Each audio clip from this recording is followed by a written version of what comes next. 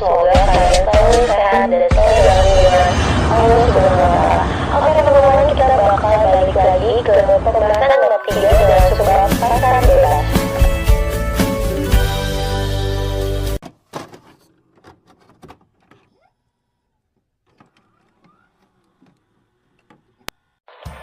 Seringkali kita mendengar istilah pasar bebas dalam suatu dunia perdagangan. Namun, apakah kamu sudah mengetahui pengertian dari istilah tersebut?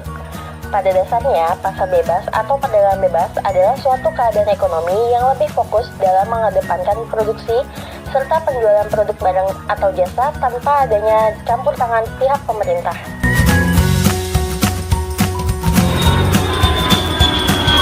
Pengertian pasar bebas menurut para ahli.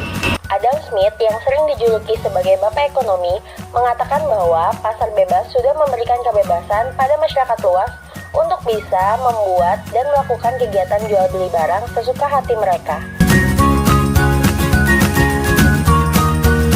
Di sisi lain, David Ricardo menjelaskan bahwa pasar bebas adalah suatu kegiatan perdagangan luar negeri yang melibatkan lebih dari dua negara yang masing-masing diantaranya akan melakukan perdagangan tanpa ada masalah dari pihak pemerintah.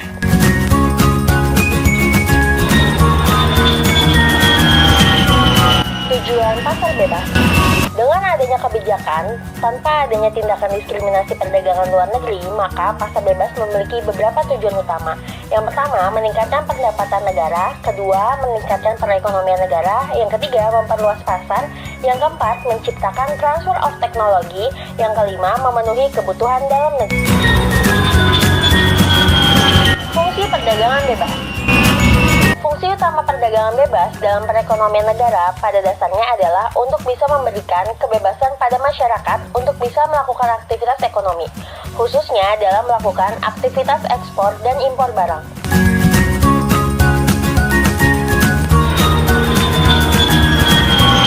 Manfaat perdagangan bebas. Perdagangan bebas mempunyai manfaat yang mampu dirasakan dalam perkembangan ekonomi dalam suatu negara. Berbagai manfaat yang kemungkinan akan dirasakan adalah lebih bebasnya setiap orang dalam mempunyai kekayaan dan mengolah sumber dayanya masing-masing, sehingga tingkat kreativitas dari setiap masyarakat akan lebih berkembang lagi.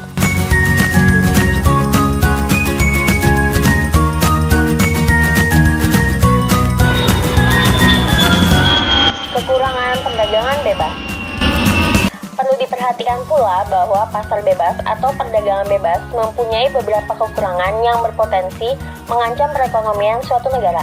Contoh sederhananya adalah perusahaan yang lemah atau kecil akan menjadi semakin tereksploitasi oleh perusahaan yang lebih kuat. Perdagangan bebas juga mampu mengancam kestabilan perekonomian pada suatu negara jika produk dalam negara tersebut tidak mampu bersaing dengan produk asing yang masuk ke negaranya.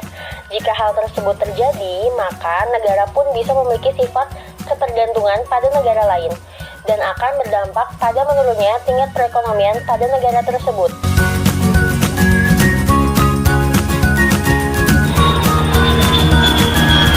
Organisasi Pengelola Pasar Bebas, Masyarakat Ekonomi ASEAN atau MEA.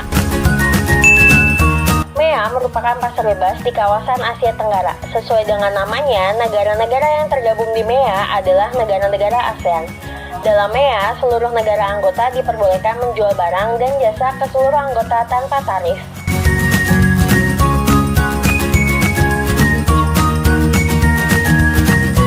MEA dibentuk pada tahun 2015. Untuk Indonesia, MEA adalah peluang dan tantangan. MEA dianggap sebagai peluang karena dengan adanya MEA, kesempatan bagi produsen dalam negeri untuk memperluas jangkauan pasar semakin besar.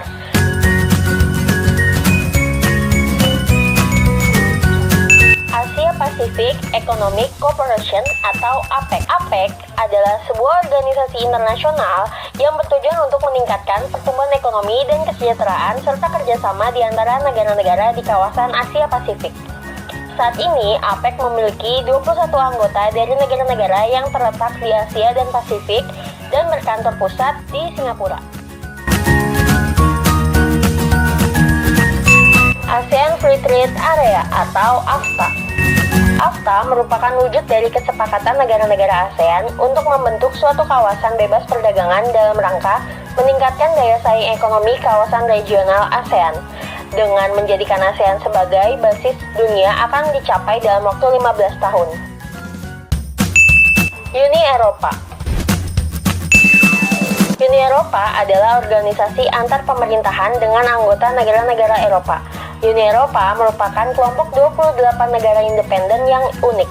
Uni Eropa bukan sebuah negara federal atau organisasi internasional dalam pengertian tradisional, melainkan sebuah badan otonom di antara keduanya.